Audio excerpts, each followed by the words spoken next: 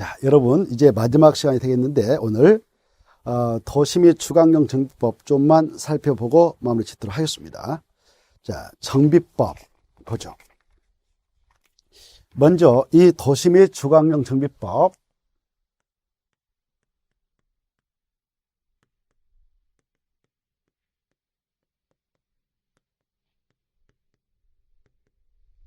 여섬유 나오죠? 여섬유 하면 이것도 좀 본 시험에서 약간 난이도 있게 나오니까 세 문제 이상 목표를 설정해서 세 문제 이상 맞추면 좋겠습니다. 충분히 맞출 수 있어요. 그리고 이 문제집에 해설까지 잘 겹쳐서 하면 충분히 4-5문제까지 맞출 수 있어요. 이 정비법상 먼저 여러분께서 용어 정의가 11개 나오는데 11개는 꼭 시험에 한 번이 나오니까 잘 정리해 두실 거. 그리고 이 정비법상 정비사업조합 있죠? 재개발, 재건축, 정비사업조합. 여기 꼭 시험에 나오니까 한 문제 나오니까 잘 받으시고, 그 다음에 정비법상 관리처분계 나오잖아요. 관리처분계에 대해서 꼭 정리를 잘 해주실 것. 특히 이 정비법상 정비사업 시행방법이 나오는데 정비법상 정비사업 시행방법 아주 중요합니다. 그래서 그 파트를 잘 정리를 해 주실 필요가 있습니다. 자, 그러면 문제를 또 풀면서 우리가 생각해 보죠. 먼저 204페이지로 들어가겠는데요. 204페이지. 용어의 정의 나와 있죠. 용어의 정의에서는 꼭 시험에 나오는데 문제 중에서 하급으로 생각하면서 꼭 맞춰야 돼요. 1번부터 들어갑니다. 정비법상 정비 기반설이 있고 공동 이용설인데 두 가지를 잘 구분할 것. 1번 정비 기반설에 해당하지 않는 글이 되어 있죠. 공동 작업장, 하청, 공공공지, 공용주장, 공원 이렇게 있는데 뭐가 아닐까요? 1번이 아니죠. 1번은요. 주민들이 함께 이용하는 공동 이용시를 하죠. 그래서 주민이 함께 이용하는 주민 공동 이용시라고요. 정비 기반설은 헷갈려서 안 돼요. 이 양자를 꼭 구분해서 짝지를 잘 해주실 거. 이 공동 이용수는 암기법을 통해서 암기해버리자고 그랬죠. 어떻게 암기하자고 그랬어요? 놀마 작세집. 이게 나와야 돼요. 놀마, 작세집, 구경, 탁화수.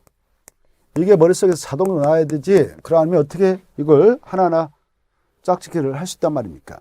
그래, 이게 뭐예요? 놀이터, 마을회관, 공동 작업장, 세탁장, 어린이집, 구판장, 경로당, 타가소, 화장실, 수도, 주민들이 공동으로 이용하는 것들. 정비 기반설 쫙 나와야 되죠. 도로, 공원, 녹지, 하천, 공영시장, 공동구, 국토유산 공동구, 공공공지, 그리고 뭐 소방시설, 등등등 이런 게 있는데 특히 국어가 들어왔어요. 국어. 또랑이죠. 국어. 이것도 바로 그 정비 기반서다 이런 것들 좀 정리 잘 해주시기 바랍니다.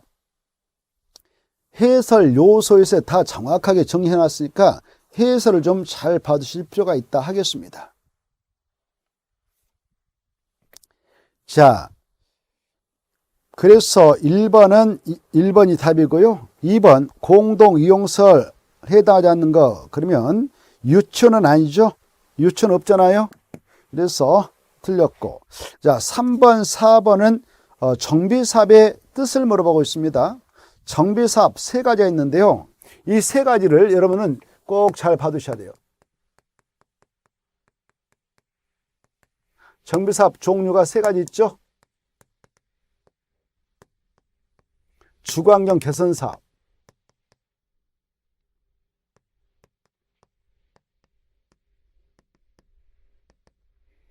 재개발사업, 재건축사업. 재개발, 재건사업은 그 사업장 안에 있는 토지동호 소유자가 재개발사업 조합을 만들어서 재건축사업 조합을 만들어서 이자들이 하는 것이 일반적이죠. 그리고 재개발사업은 바로 토지동호 소유자가 하는 경우도 있죠.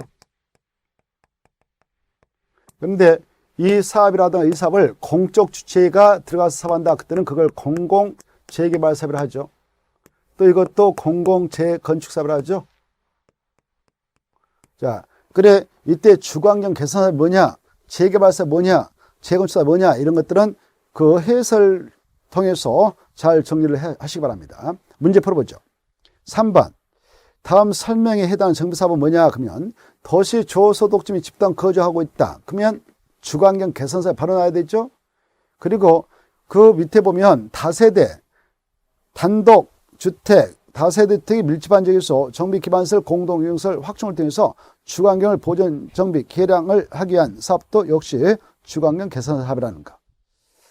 자, 그 다음에 4번 보면 4번을 보기 전에 해설로 들어가서 보면 이 재개발 사업은 정비 기반시설이 열악하고 노후 불량층이 밀집한 지역에서 주거환경을 개선한다든가 상업적 공업지에서 바로 도시환경을 개선하는 사업도 재개발 사업이다. 재건사업은 양호가 핵심 용어죠. 그리고 노후 불량층을 건축하는 공동택이 있다. 노후 불량층에 해당하는 공동택이 밀집한 지역에서 주거환경 개선하는 사업이 재건사업이죠. 양호, 공동택 꼭 받으세요. 4번 공공재개발 사업에 관한 설명인데 가로에 들어갈 내용과 숫자를 바르게 나열한 거 이렇게 되어 있죠. 자, 이 내용은 여러분께서 그냥 참고로 풀어보셔요. 또 나올 가능성이 희박하니까. 자, 문제 5번으로 갑니다. 다음 정에 해당하는 정비사업은 나왔던 게 계속 반복해서 나오죠. 볼 것도 없지. 아까 했습니다. 주거환경 개선사업이라고요.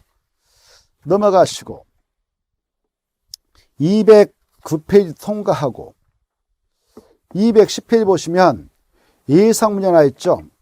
자, 1번 정비사업 틀린 거 이렇게 되어 있는데 1번 도시 저소득층이 집단거주 하면 뭐가 나와야 돼? 주거환경 사업 맞고 1번. 2번 열악 밀집이 나면 재개발 사업이다. 맞죠? 3번 열악하나 공동체 밀집한 지역에서 한다. 재건축 틀렸죠? 재건축 사업은 양호나 나와야 되죠. 그래서 3번은 열악하나 할 때 열악을 지워버리고 양호나 그래야 되죠. 4번 상업적 공업사하는 것이 뭐냐? 재개발 맞고요. 5번 단독주택 및 다세대 주택이 밀집해 있다. 그런 지역에서 정비 기반시설 공동시설 확충한다. 이게 뭐냐? 주거환경 개선사업 맞습니다. 2번 이 정비법상 용어에 대한 설명 중 틀린 거 이렇게 되는데 1번 노후 불량 건축물의 범위에 해당하기 위해서 우리 그 법에 크게 4가지가 설정되어 있는데 그중에 하나 건축물을 준공을 기준해서 몇십 년까지 사용하게 하여 보수 보강. 보수 보강이 보였다. 노후 불량층을 정해서 보수 보강이 보이면 여기다 딱 네모치고요. 네모치고 보니까 네자가 보였죠. 그래서 앞에는 몇십 년이 나와야 되냐?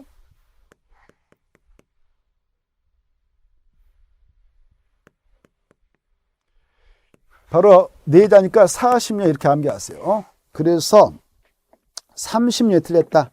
준공을 기준해서 40년까지 사용하게 하여 보수 보강하는 데 드는 비용이 철거 후 새로운 건축물을 건설하는 데 드는 비용보다 클 것으로 예상되는 건축물은 노후 불량층에 해당한다. 이거하고 2번 질문하고 좀 비교해서 알아주세요. 도시 미관 할 때 미관 또 합쳐요. 미관을 제한다. 또 노화된 건축물이다. 노화했다 또 합쳐요. 미관이 보였다. 노화가 보였다. 동그라미 두 자니까 20년. 세 자가 30년. 이렇게. 그래 도시 미관을 제하거나 노화된 건축물의 경우로서 바로 준공된 후 몇십 년 이상 몇십 년의 범위에서 그 조례가 정한 기간만 지나도 노후 불량층이 되는가? 20에서 30. 2번 맞습니다. 3번 지문 좀 잘 봐두셔야 돼요. 정비법상 대지란 뜻은 정비사업에 하여 조성 토지 맞고. 4번 재건축 사업의 경우에 정비구역에 위치한 지성권자는 토지 등 소재에 해당하지 않는다. 그렇습니다. 이 재건축 사업의 경우 토지 등 소유자에는 정비구역에 위치한 건축물 및 그 부속 토지 소유자를 말하지 지상권자, 나대지 소유권자, 나무 토지의 건축물만 가지고 있는 건축물 소유권자 이네들은 재건축 사업의 경우 토지 등 소재 범위에 들어가지 않습니다. 오른쪽 페이지 그 3번 해설 또 나오죠. 그걸 잘 받으시고요. 그거 자 그리고 2번에 5번 토지주택공사 등이라는 것은 두 가지 공사 말이죠. 한국 토지주택공사하고 지방공사를 약자로 토지주택공사 등을 한다. 3번 문제 중요하죠. 정비법상 토지 등 소재의 뜻.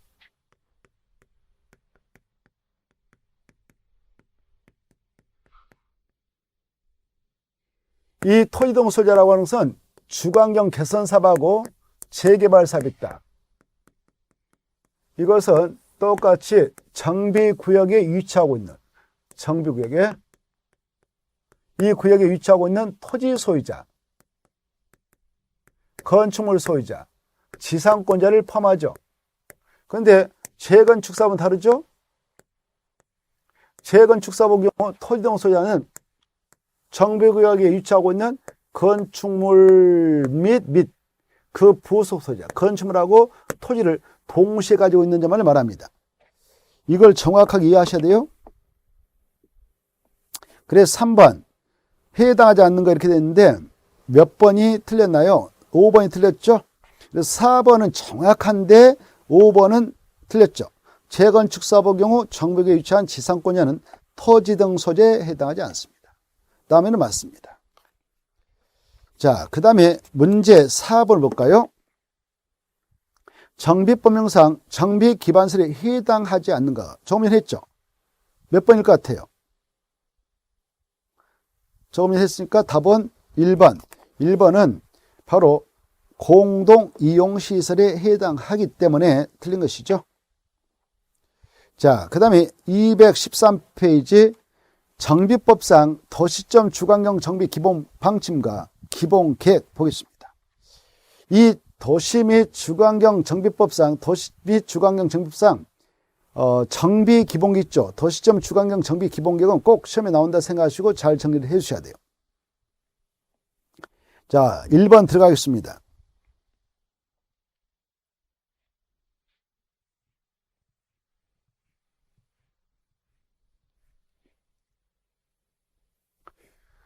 정비법상 도시점 주관경 정비 기본계획, 너무 계획의 이름 기니까 약주로 기본계획이라 칭합시다.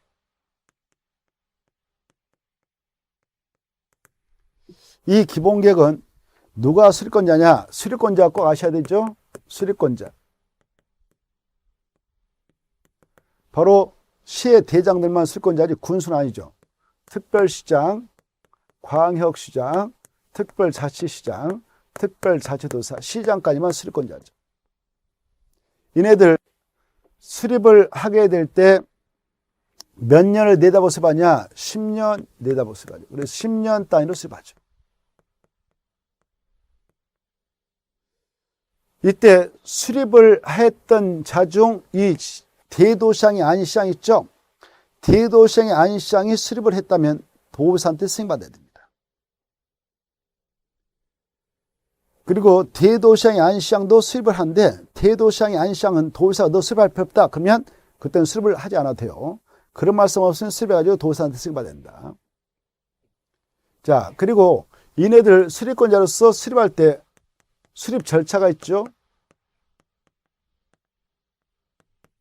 먼저 이 계획안을 만들었던 이 자들은 그걸 주민에게 미리 사전에 공람시키죠.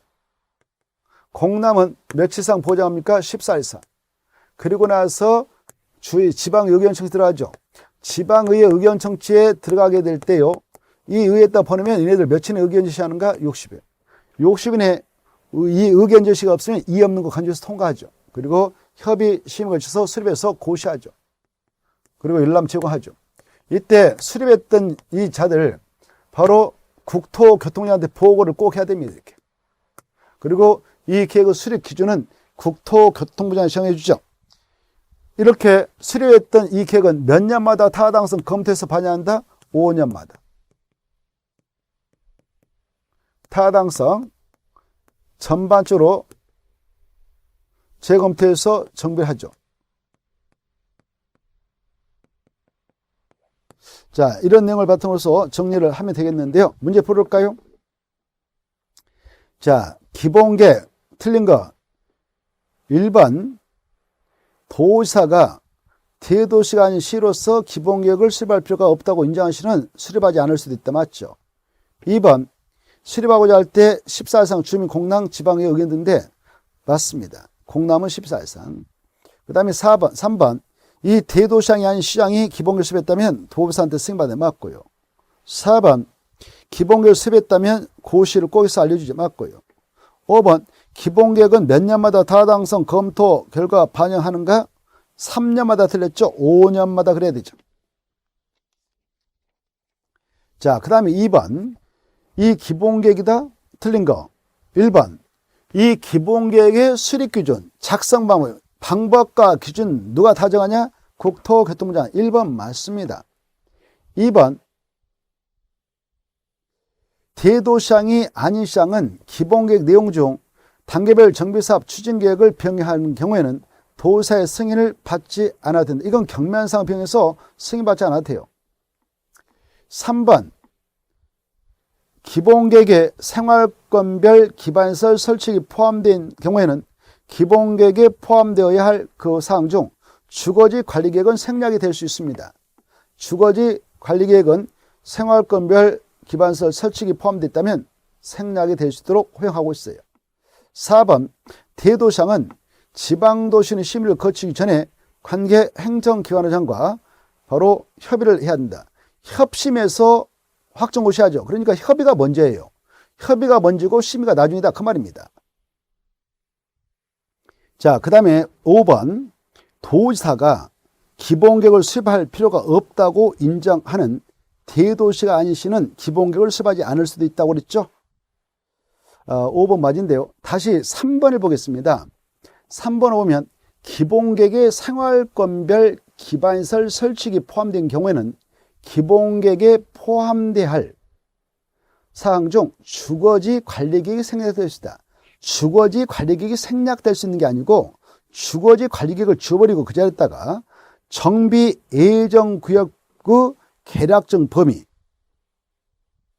그리고 단계별 정비사업 추진계획 이게 생략될 수 있어요. 그래서 3번은 주거지 관리계획 그 말 지워버리고 그 자리에다가 정비 예정구역의 계략적 범위 및 단계별 정비사업 추진계획 이걸 집어대야 맞다겠습니다.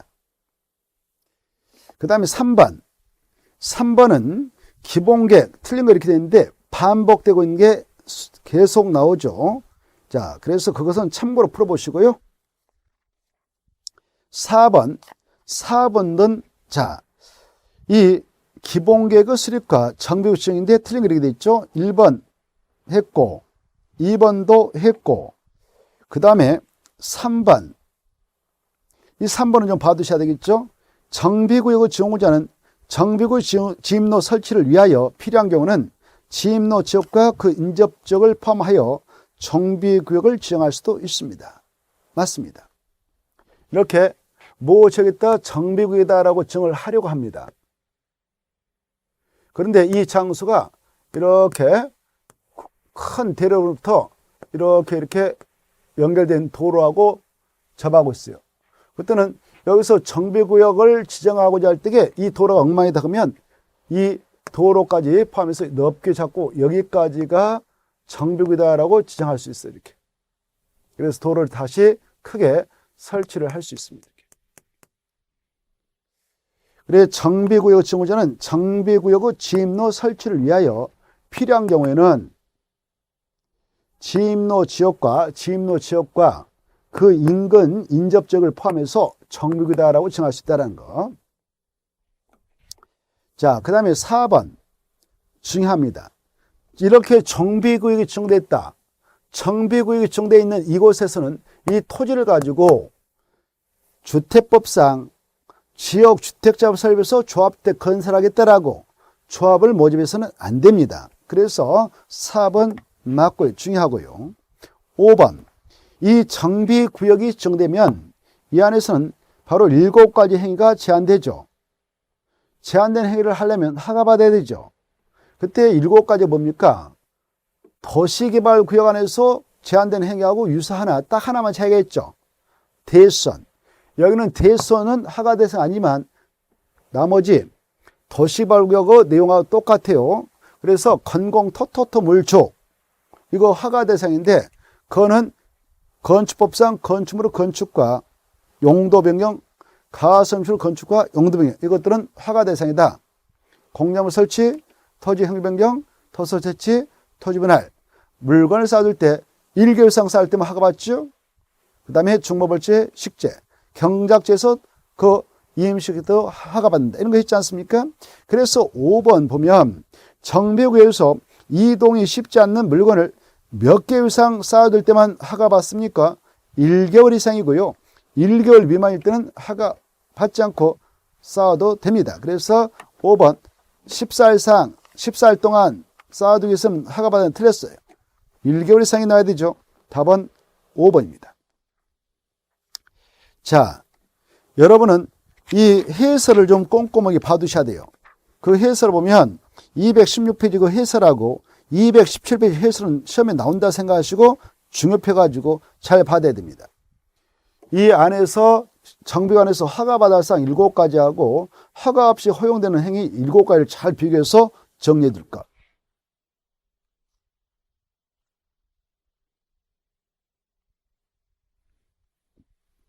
(217페이지) 허가 없이 할 수 있는 행위를 다시 한번 볼까요? 재해복구 재난수습을 위한 응급조치, 기존 건축물로 붕괴 등 안전사고 우려가 있는 경우 해당 건축물에 대한 안전조치를 위한 행위, 이거 허가 없이 허용된다. 3번 농림수산물 생산에 직접 이용되는 그런 간이 공작물 설치도 허가 없이 가능하다. 이때 간이 공작물이라는 것은 비닐하우스라든가 양잠장, 누에 키우는 시설이죠. 버섯재배사, 종묘 배향장, 퇴비장, 탈곡장, 건조장 이런 것들이 간이 공작물인데요. 이런 것들은 허가 없이 설치가 가능하다 이거죠. 4번 경작을 위한 토지 형질 변경. 5번 정비구역 개발의 지정을 주지 아니하고 자연경관을 손상하지 아니하는 범위에서 토서 채취, 정비구역에 존치하기로 결정된 대지에 물건의 사동이, 관상용 중무 임식재 이것은 허가 없이 가능한데요. 가로 안에 경작지에서 임식에는 허가 받아야 된다. 이것도 눈여겨보셔야 되겠죠. 자, 그 다음에 이제 예상 문제 1번으로 들어가겠는데, 자, 정비 법령상 도시점 주관경 정비 기본계획이다. 틀린 거. 틀린 거 이렇게 돼 있죠.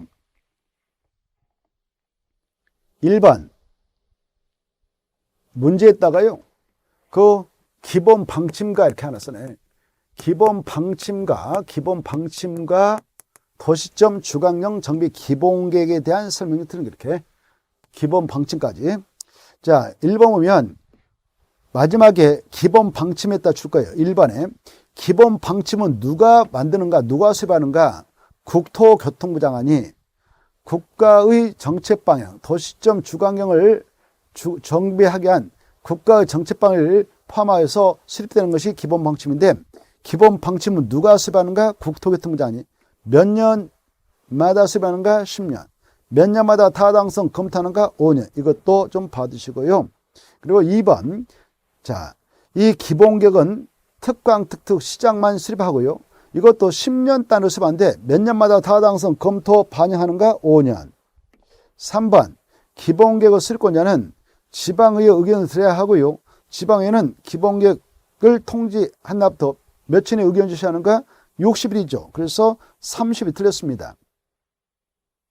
우리가 국토의 계획 및 이용에 관한 법률 공부할 때 바로 이 광역 도시 수립 절차상 공공청에서 주민과 관계자만 의견 듣습니다. 그 다음에 지방의 의견을 듣습니다. 이런 거 했죠.